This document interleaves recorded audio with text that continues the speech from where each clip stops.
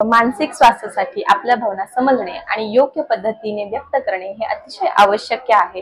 हे मुलांना सत्राद्वारे समजून सांगतोय। कुठलीही भावना चुकीची नसते। काही भावना व्यक्त करायला सोप्या असतात, जसं की आनंद, गंमत, प्रेम, आश्चर्य, काळजी, उत्सुकता।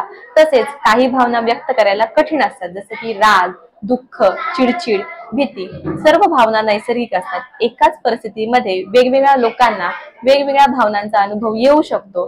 तसेच एकाच वेळी आपल्याला एकापेक्षा जास्त भावनांचा अनुभव देखील येऊ शकतो।